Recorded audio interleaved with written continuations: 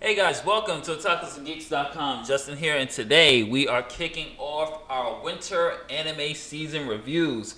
And we got a lot of anime to review for you guys. We usually just do the first couple of episodes, and then towards the end of the season, we'll review the whole season one as one big review. So I'm going to give you guys my take and my thoughts on each episode so far. And today I'm going to kick this off with my most highly anticipated anime. I had it in my queue the minute they announced it on Crunchyroll that they were going to be acquiring the rights to stream it. It's Junji Ito's Collection. Now, if you guys don't know, I'm a big horror fan, and I'm a big fan of Junji's work. From Tomie to just all his short stories, I think was just really captured the horror element. He's just a fantastic artist and just a fantastic writer. So, how did episode 1 do, which is entitled Soichi's Convenient Curses and the Hellish Doll?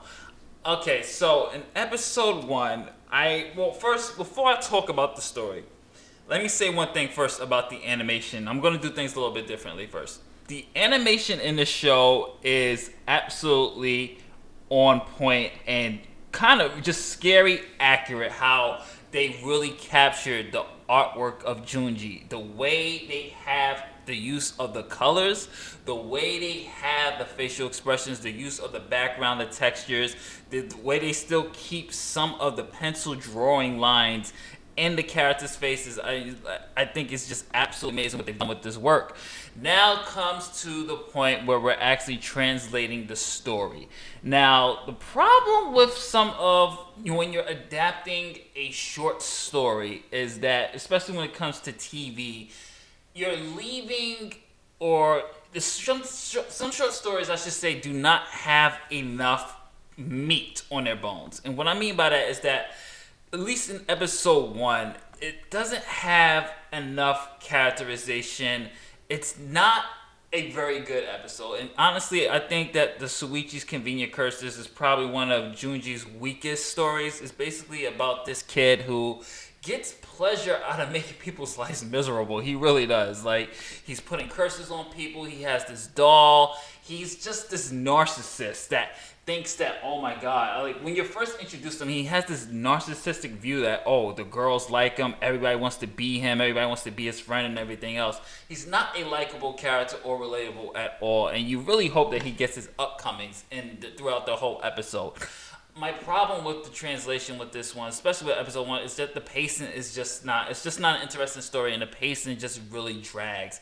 I was expecting when it comes to this that the first episode would just really hit you with the scares, really hit you with the horror elements and everything else. This one really falls flat on its face from just the way the story presentation was as well. Just the story itself falls flat on its face. It's not really that interesting. It's kind of boring, to be honest with you. And it's really disappointing for a first episode to kick it off like that. I mean, it starts off strong when you see the guy hammering the dolls, and you see Soichi like killing, using the dolls to hurt people. But after that, it really just drags from there, and it just really doesn't pick up until later towards the end, where you think Soichi's going to get his upcomings, but he really doesn't.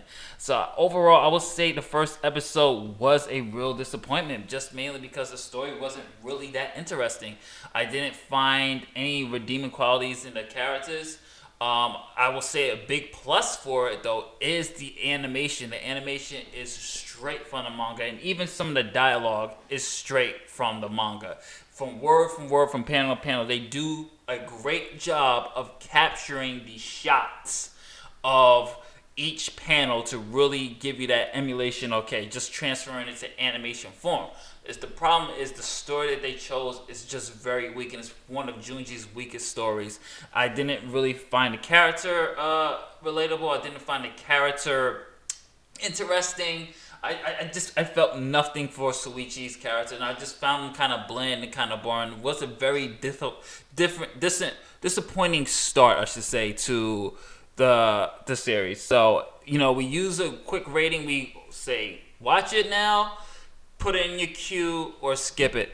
Episode 1, I will say you can put it in your queue and just probably start from episode 2, which I'm going to review later on. But right now, I will say add this to your queue and hope it gets better, because this was not really a good start to the series.